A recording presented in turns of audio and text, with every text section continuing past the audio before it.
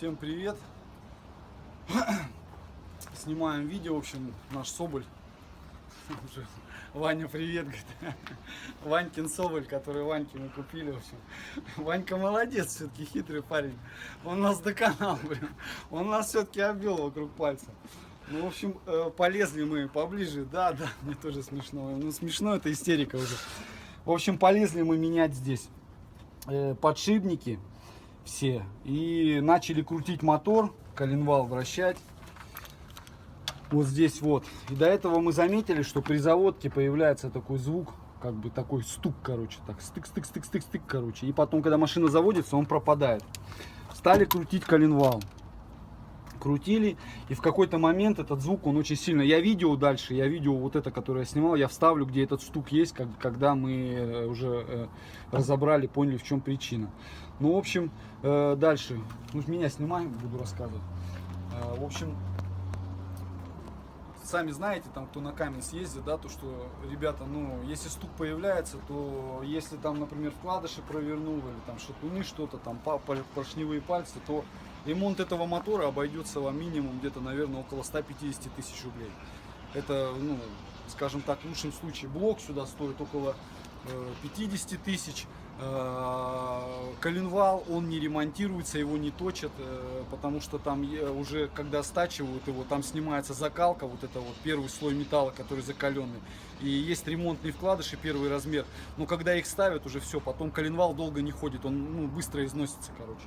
И коленвал стоит 25 тысяч. В общем, сразу примерно представляете. Гильзовка, я узнавал, загильзовать, это просто вот именно вы сами разбираете мотор, привозите блок, 17 тысяч, это стоит работа вместе с гильзами, загильзовать. Вот 17, распредвал 25, ну, в общем, считайте, если это вы сами делаете. Если вы в сервис поедете, 150 можете сразу, поэтому, когда этот мотор стучит, то это слезы. За 100 сейчас можно 10, 20, 30 тысяч. Мне тоже смешно. Можно купить УМЗ новый. Каменс как бы лучше, да, он лучше, и тяга сильнее, и возят на нем больше, на газелях там по 2 тонны. И нормально машина прет и в гору, и с горы. Но у всех по-разному. У кого-то на 70 тысячах стучит, у кого-то на 100, кто-то 500 000 ходит. Тут кому как повезет. Насколько я знаю, я этот вопрос немножко изучал. Этот мотор собирается в Китае на 4 заводах. И как повезет тебе, они там на конвейер толкают все, что, знаешь, там, ну, вкладыши достали, там какие-то ноунейм, воткнули, завели, отдали, машина приехала, тебе с автосалона ты забрал, через 50 тысяч она у тебя застучала. Ну, неважно, в общем, давай поближе. Разобрали мы, полезли мы разбирать. Разобрали мы поддон, сняли поддон, полностью масло слили, все, потому что, ну, стук надо посмотреть, там, крутили, смотрели, в общем, стук откуда-то идет, но это не в шатунах, не в поршневой. Ну, стали прислушиваться дальше туда, там, к двигателю, к задней крышке. Оттуда идет стук. С задней крышки, вот мы тут разобрали. Ну, я не буду там все поднимать, в общем, там нету задней крышки полностью, короче. Я потом сниму оттуда, когда туда залезу. Я потом, дашь мне, я сниму. Вот. Разобрали все здесь, клапанную крышку, все форсунки повынимали, посмотрели, что с клапанами, с клапанной крышкой, с рокерами. Здесь все нормально, все крутится. Поддон крутили, там я лежал, смотрел, светил, там поршневая, все нормально, но все равно стук есть. В определенный момент проворачиваешь коленвал, там щелк, потом если вперед-назад делаешь, оно щелк. В общем, ребята, разобрали мы заднюю плиту, я уже решил до цепи добраться. Заднюю плиту, сняли коробку, сняли колокол, сняли, в общем, вот эту заднюю крышку, она у нас там лежит. И, в общем, долезли до цепи. Все, пойдем дальше. Сейчас я буду показывать. Так, вот эту крышку сняли. Крышку называется она картер цепи, в общем. Спасибо. Я говорю, у меня самый лучший сосед по гаражу. Спасибо тебе большое. В общем, сняли мы вот эту вот, и мы поняли, что здесь герметик. Я не знаю, у меня такое чувство, что сюда кто-то лазил. В общем, что-то тут как-то герметика вообще не было. Может, это так с завода, может, так намазано. У нас еще плюс масло где-то там текло, вот отсюда где-то двигатель был мокрый, мы понять не могли. Возможно, в мотор уже кто-то разбирал. Потом, в общем, мы сняли Я посмотрел цепь, и я увидел, ребята, цепь изношенная. Теперь посмотри, короче, вот сюда посмотри, сними. Вот это самая короткая, вот это самая короткая. Вот видишь, она где-то, ну покороче, скажем так. Вот это самая короткая. Эта цепь новая лежит. Вот это новая цепь. Видно, да, отсюда? Вот так сними. Видно? Да, видно. Вот эта цепь самая короткая, это новая цепь. Вот эта цепь, это с этого мотора. Вот эта цепь с мотора, который прошел 200 тысяч, и он тоже стуканул. Ну, плюс-минус, да. Ну, видно, что новая, она чуть-чуть короче. Все, я ровно выложил, видно, да? Вот, теперь смотри. Вот сняли мы эту цепь. Сняли мы эту цепь. Я просто почему думаю, что сюда кто-то лазил? Потому что в автосервисе могут воткнуть вам бэушку. Вот. Видно здесь вообще на видео будет, что цепь поеденная. Как ты считаешь? Вот здесь вот. Во-во-во-во-во-во. Вот. Вот, вот, вот в этом месте, вот в этом месте цепь она поеденная об звезду. Я не знаю почему, но скорее всего, что цепь гуляла. Но мы поняли еще, что скорее всего вот с этим что-то натяжителем. Хотя мы проверили его, он работает. Я понял, что он работает по принципу, когда давление масла появляется, оно сюда закачивается, и как бы он давит на цепь. На холодную он сдувается масло обратно. Поэтому натяжитель очень сильно вылез, он, наверное, вылез. Вот, ну, там на видео будет видно, которое я вставлю. Так, дальше что я хотел сказать? Дальше я хотел сказать по поводу звездочек. Вот. В общем, кладу это на место, вот эту новую цепочку. Она была все в пакетике. Вот вы можете посмотреть. Полностью вот камень с нас. Нам там показали, что тут какая-то прям вот смотришь, тут есть, короче, голограмма фотон там видно. Если на свет посмотреть, вот сюда вот, то там видно голограмма фотон. Во, она появляется, вот. Типа вот именно вот это вот оригинал. Потому что мы в одном магазине, нам просто в пакетике вот так дали цепь 1700. Ну, типа, вот, я говорю, что за производство, они не знают. В общем, вот этот весь комплект нам цепей, натяжителей и всего нам обошелся 6700. Вот, смотрите, вот новая звездочка. Эта звездочка идет на промвал, на вот эту звезду. Этот один башмак, сальник коленвала. Все оригинальное. Тут, ребята, рисковать нет смысла. Вот башмак, который тоже тут направляющий цепи. Так. Чтобы вы понимали, да, потом здесь вот звезда, это верхняя распредвала звезда и новый натяжитель, вот он тоже в пакетике такой идет. И это что у нас, я не помню, что-то тоже было, да? Сейчас покажу, чтобы было видно подробно.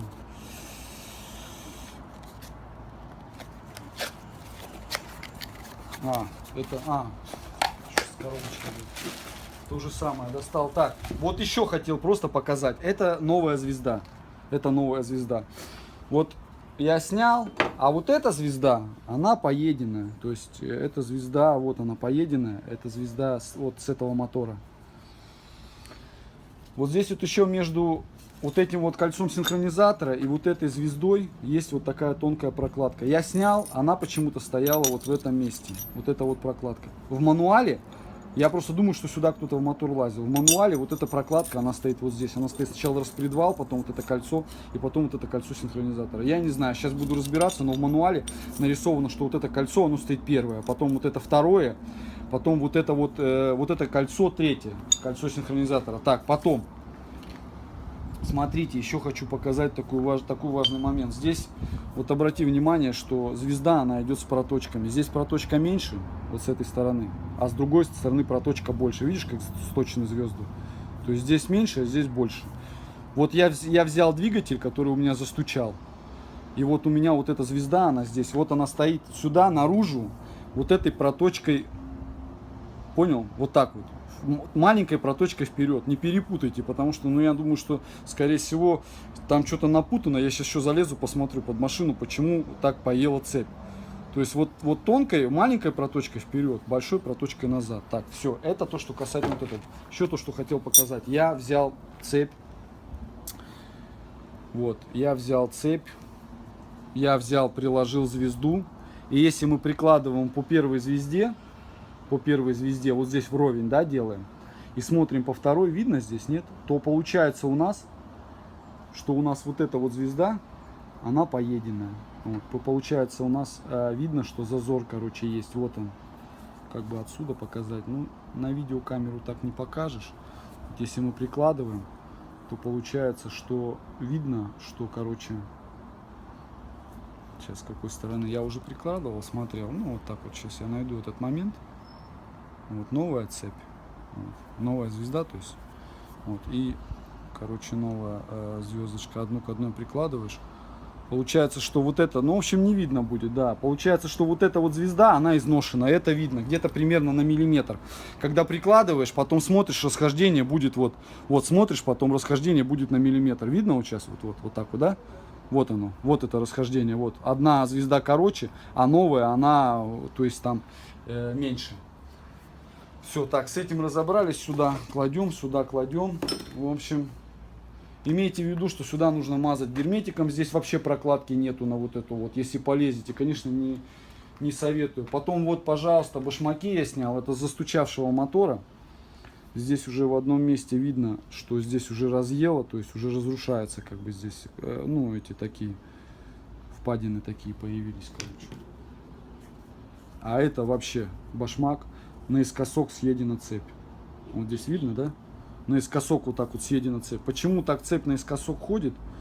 Вот это я не знаю, короче. То есть, ну, все будем сейчас разбирать, потом из-под машины сниму. Когда буду собирать, попробую объяснить. Я почитал мануалы, как это все выставляется. В принципе, ничего сложного. Вот метка распредвала стоит, все правильно. Там на коленвале тоже метка стоит, вот по там, где шпонка вставляется. Давай, вращай. Туда-сюда? Нет, по часовой стрелке. Во.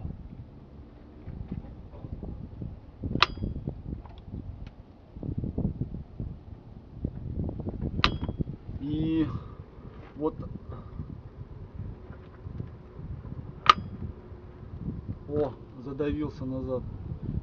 Ну-ка, давай еще.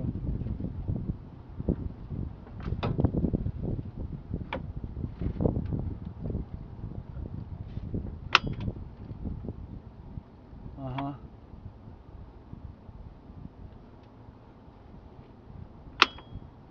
Так, все. Все, вот, короче, я понял, все так. Здесь вот что у нас?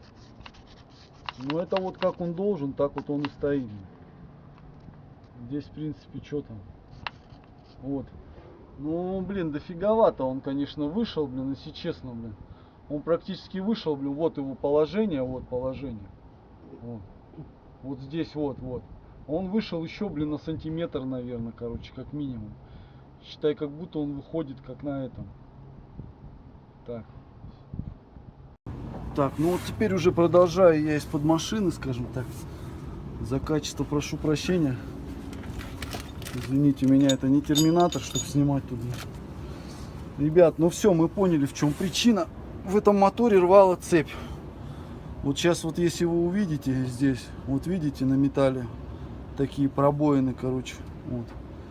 Здесь рвала цепь, а когда цепь рвет, соответственно, ее там всю заминает, закидывает. И вот это кольцо синхронизатора, оно помято. Оно так, в принципе, целое, менять мы его, естественно, не будем. Потому что здесь точки все вот эти вот на месте. Ну вот вы видите, да? То есть вот. И еще, что меня насторожило, если кто знает, напишите потом. В мануале, тут вот есть такая маленькая, тонкая такая прокладка. Ребят, в мануале вот эта вот прокладка, она ставится, короче, вот под эту звездочку. Я сейчас сниму, так не смогу показать, вот. Потом беру вот это вот, в мануале так нарисовано, и я смотрел видео других ребят, вот. Все ставлю сюда, ставлю, вот видно, Потом звездочка, смотрите, вот звездочка здесь, вот. У нее с одной стороны есть уже зубья как бы сточены, это заводской, а с другой стороны они у нее сточены сильнее, вот видно, как бы фрезеровано здесь. Вот, это стояло все на том моторе, вот у меня есть, который стуканул, у меня есть такая же звезда, там ничего не разбиралось, там стояло вот так вот, вот как фрезеровано. Я ставлю точно так же, вот эту звезду. Дай ВДшки, пожалуйста. Или знаешь что? Никит, дай мне, пожалуйста, моторного масла чуть-чуть. Вот возьми моторного масла. У меня открой кабину, там лежит бутылка. Дай моторного масла, я смажу здесь чуть-чуть болтик при затяжке. Да. Вот. В общем, я все помыл. Вот. Все помыл. Весь герметик тут какой-то был, я убрал. Так, что еще? Вот. Так, спасибо, ага, большое, благодарю. Так, вот эти болты, которые черные, да, очень аккуратно их надо тянуть. Они на самом деле там мягкие, под шестигранник они сделаны. Новые башмаки поставил, старые поедены тоже, там накосо как-то цепь ходила, ну, в общем, не знаю. Вот эта вот шестерня, она люфтит. Вот, это все правильно, потому что она, это как бы промежуточная шестерня, она просто как бы передает вот отсюда на насос и передает на цепь. Вот эта звездочка, она прикручивается сюда. Мы, соответственно, там точку коленвала все поставили, распредвала там тоже стоит. Сейчас цепь поставим, еще раз проверим, поставим натяжитель, прокрутим, посмотрим, как машина, в общем, работает. Ну, прокрутим точки еще, чтобы раз совпадали, все на место вставало. Вот. И теперь я вот здесь вот чуть-чуть смажу вот эту вот звездочку, чтобы она там хорошо закрутилась, потому что мы будем тянуть. Ну и знаете, да, вот такие вот болты, чуть-чуть резьба, кончик резьбы смазывается маслом. Вот. Теперь берем новую цепочку. Да, неудобно тут, конечно, снимать. Ну что поделать? Ну, берем новую цепочку. Можно было, в принципе, ее одеть на этот сначала. Вот так вот. Потому что она тут в свободе двигается. Вот сюда вот выставляем, да? Вот. Но она, соответственно, она так не оденется. Нужно тогда, получается, снять. Очень неудобно, конечно, надо было тебе под машину залезть. И вот. Все, смотрим теперь. О, вот теперь видно. Натяжитель у нас выходил в 2 раза, а тут выходит всего лишь на сантиметр. Вот палец залазит. Вот палец залазит. А у нас вылазил он, наверное, сантиметра на 2, на 2,5. Тебе надо. Ну да, вот так вот поближе. Так. Видно, да? Вот, смотри, насколько выходит, видишь? А там в том видеоролике у нас он выходит в 2 раза больше, понял? В 2 раза. Здесь смотри, насколько он выходит, видишь? Вот, палец залазит. Да. Так, выставили. Вот башмаки, все, цепь поставили, да, то есть с одной стороны цепь, она идет, она натянута здесь, вот, то есть, вот с одной стороны она полностью натянута, сейчас натяжителем он ее подтянет. Вот, видно, да, башмак вылазит, здесь вот ровно палец сюда. А у нас было на том башмаке где-то 2-2,5 сантиметра, очень сильно вылазил этот натяжитель вот этот вот. Так, все. Теперь я ставлю сюда вот эту звезду синхронизатора.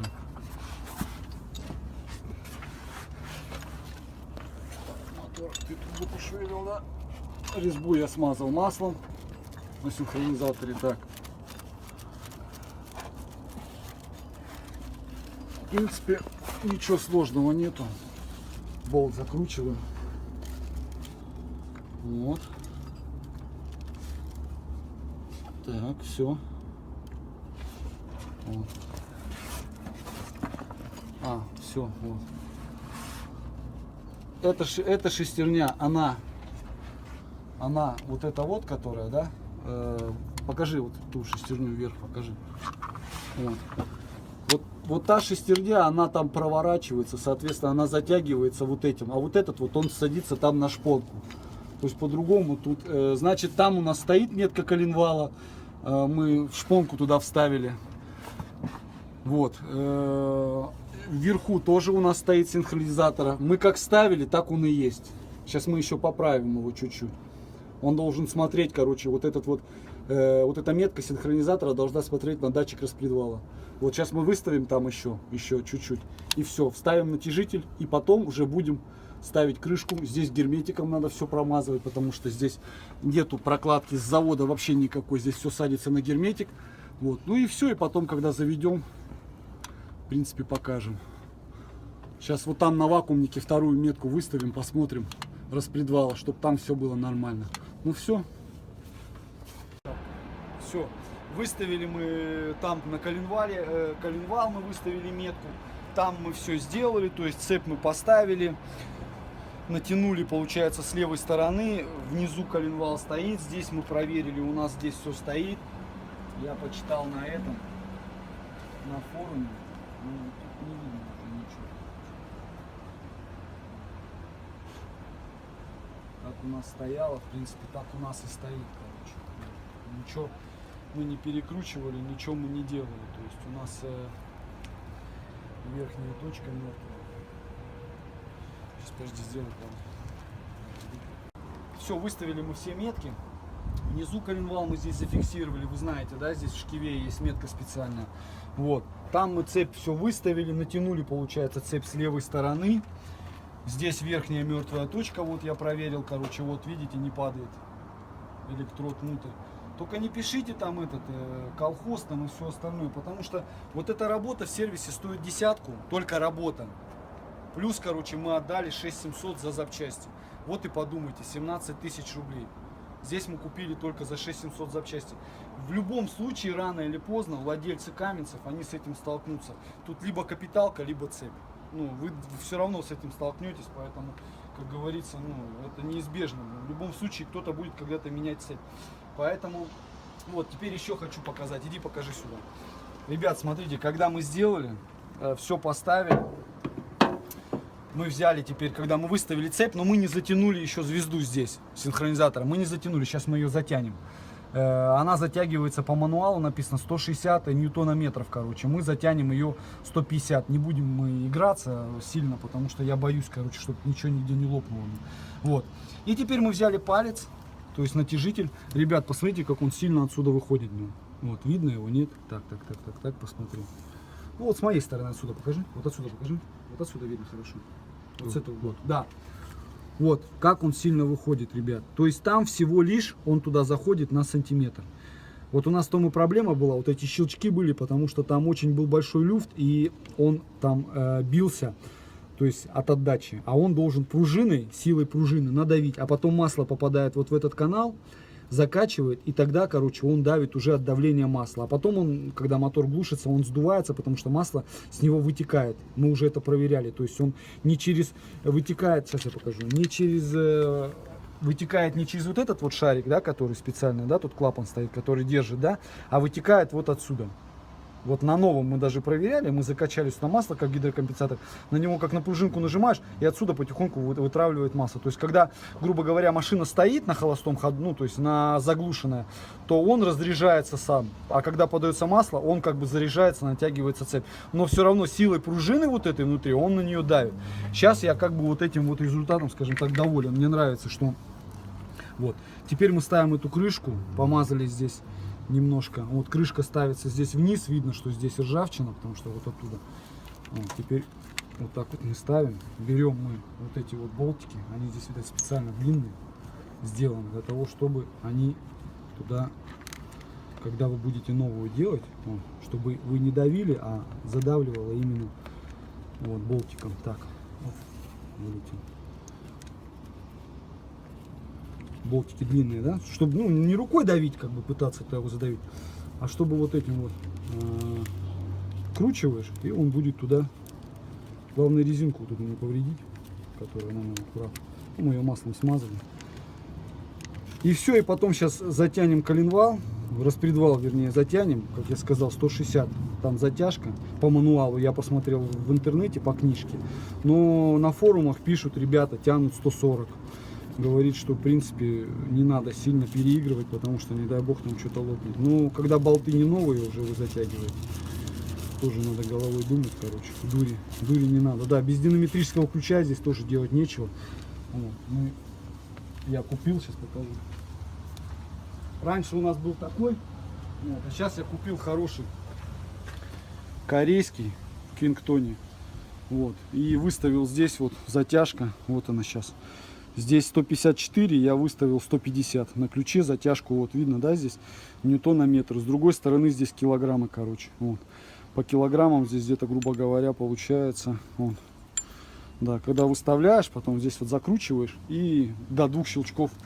В общем, все. И затягиваю вот эту вот сейчас крышечку. Вот таким вот ключиком. У меня такой фигурный ключик есть специальный, вот, который на 10. Вот так вот он делает. Трещоточка хорошая такая, прикольная. Ну все.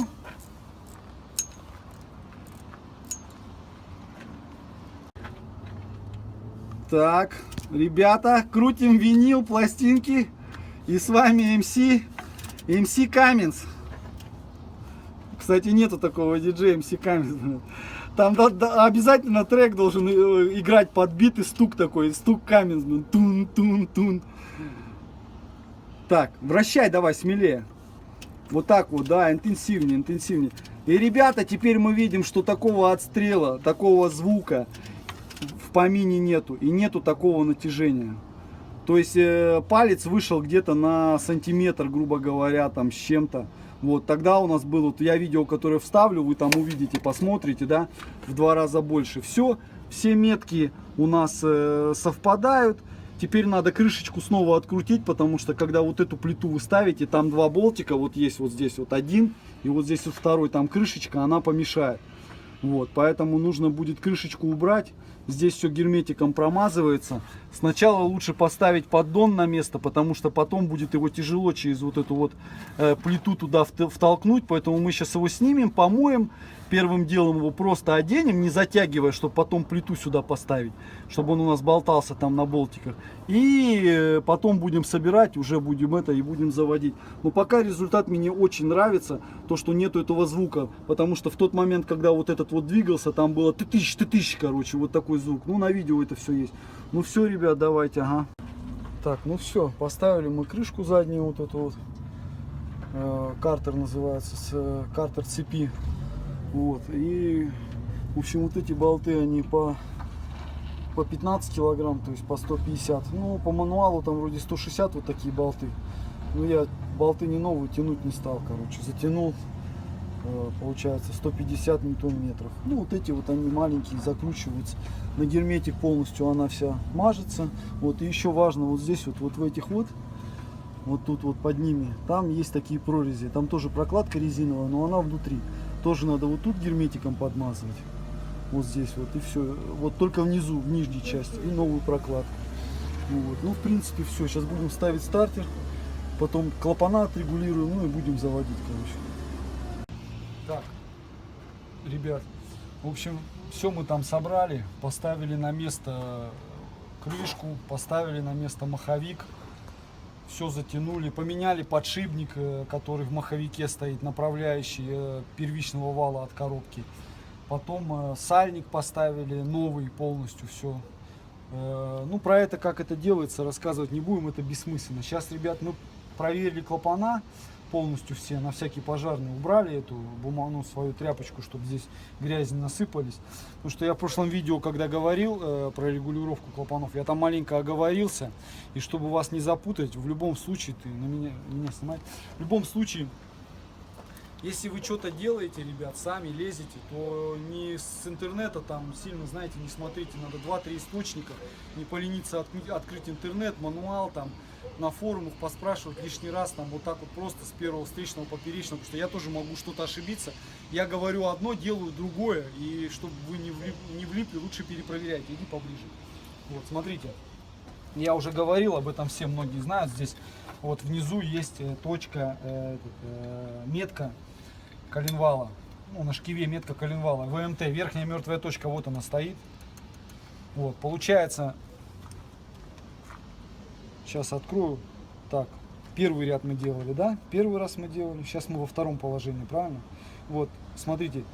Нет, наоборот. Наоборот, да? Наоборот, прошу прощения. Смотрите, здесь идет, в общем, в одном положении, когда будет ВМТ, будет первый 0,25, вот он, маленький зазор вообще, ну, слышно, еле-еле, вот 0,25, это получается выпускные, а не 0,5 там. Потом второй клапан, вот, здесь уже слышно 0,5, потом идет третий 0,25, вот он, слышно, да? Слышно?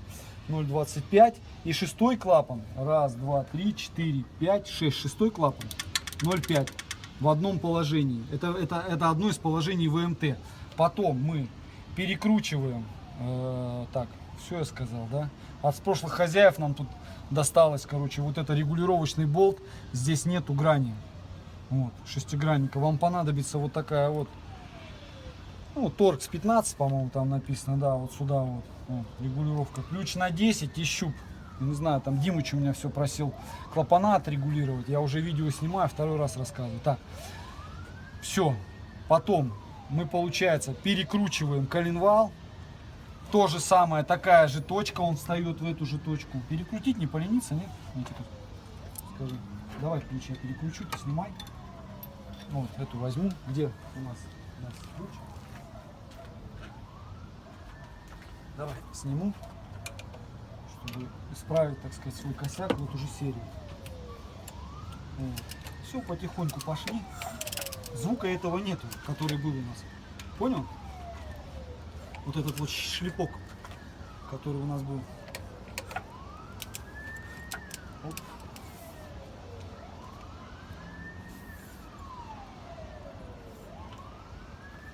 Так, вот. Шпилечку снова эту вставляю сюда, шпоночку, вот в это место, в коленвал. Вот. И получается снова ВМТ. Ну, тут проверять не надо, потому что в любом случае, вот, это такт сжатия и такт впрыска, когда начинается. Вот. И второе положение, которое я говорил, да, через 360 градусов коленвал, то получается уже дальше идет четвертый клапан, раз, два, три, четыре, он идет 0,5.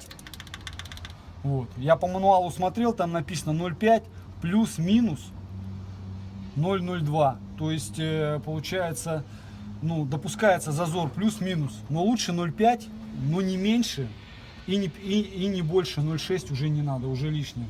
Вот, лучше 0,5, чтобы щуп входил. Так, четвертое. Лишнее не надо, потому что будет лишний стук, цокот вот этот вот. Потом дальше пятый идет 0,25, вот все написано, да, это я вот. И потом идет у нас пятый, потом седьмой, шестой, седьмой. Седьмой у нас идет 0,25, ну вот слышно, да, чуть-чуть стучит, 0,5. И последний вот, который у нас поломанный, вот он, ну, отрегулировали. Вот это вот идет 0,5. Так, все, это сказал. Теперь, ребят, еще последнее. Хочу сказать по поводу вот этой ерунды. Смотрите. Меня сними. О, собачка, привет. Сними собаку, покажи, как собака выглядит. Привет. Подписывайся на мой канал. Смотри. Объясняю такой нюанс, это очень важный нюанс. Ребята, смотрю я видео в ютубе, и там два пацана, короче, выбивают вот эти форсунки, обратным молотком. И говорят, вот надо иметь обратный молоток для того, чтобы... Так, сейчас я покажу.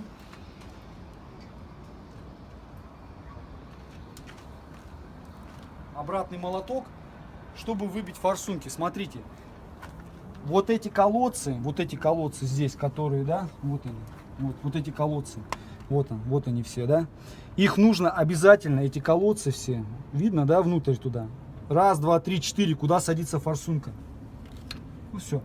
Эти все 4 колодца обязательно нужно хорошо и качественно промыть карбюраторной чисткой туда внутрь. Вот так вот. Просто это уже ни один человек не звонит и говорит, не можем вытащить форсунки. Потом взять вот так вот электрод, намотать сюда вот так вот длинно салфетку и вот так вот хорошо и качественно, как уши протирают, протереть вот здесь все 4 хорошо и качественно. И вот это кольцо обязательно надо ставить новое, потому что оно уже обжимается. И если там будет грязь, там песок, эти песчинки, форсунка не сядет на свое место. Вот из-под этого кольца вот так вот будут выбиваться картерные газы. Во-первых, будет излишнее давление, и масло будет переть там с разных щелей, вот с этих сальников будет вверх подниматься. И будет мотор сапунить, и вы будете думать, что мотор там масло жрет. И потом форсунка здесь, она закоксуется вот этим черным коксом полностью, и потом вы ее будете вышибать. То есть вот с завода, когда вы достаете форсунки, пробег у вас 150 тысяч, 200 тысяч, неважно, форсунка достается легко. Потом, когда вот такие пацаны залазят, которые вот это делают, форсунка уже оттуда не достается. Поэтому вот это все чистим, как хорошо, качественно. Вот здесь вот надо хорошо и качественно почистить, потому что на некоторых форсунках, да, я покажу. Я уже об этом говорил, но повторюсь. Вот на некоторых форсунках вот эта вот ржавчина на поясе образуется, да, вот в месте, где сальник. И потом вот через вот это место, так как здесь ржавчина, масло сюда начинает запотевать и выдавливать. Поэтому вот здесь вот тихонько почистили, колодец почистили и ставим и так далее и тому подобное. Ну, в общем, это не самое важное. Самое важное — это завести машину и поставить все на место. Вот. Так что делайте правильно хотя бы. Ну все. Будем собирать дальше.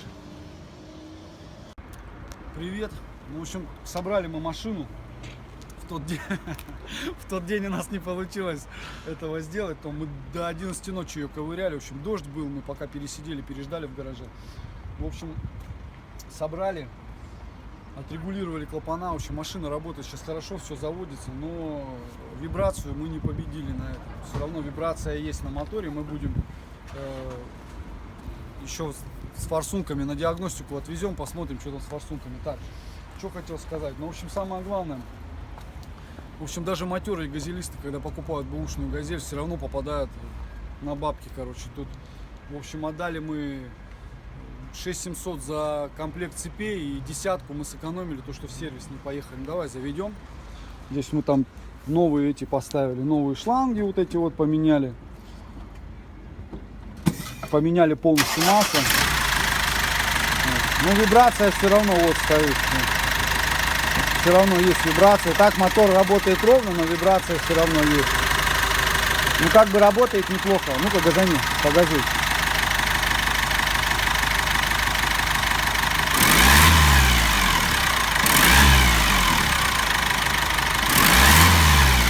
Ну, в общем, как-то так, короче.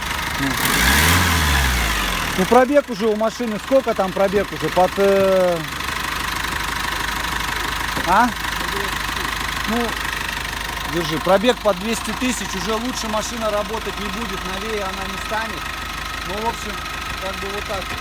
Сейчас, постой, я покажу этим.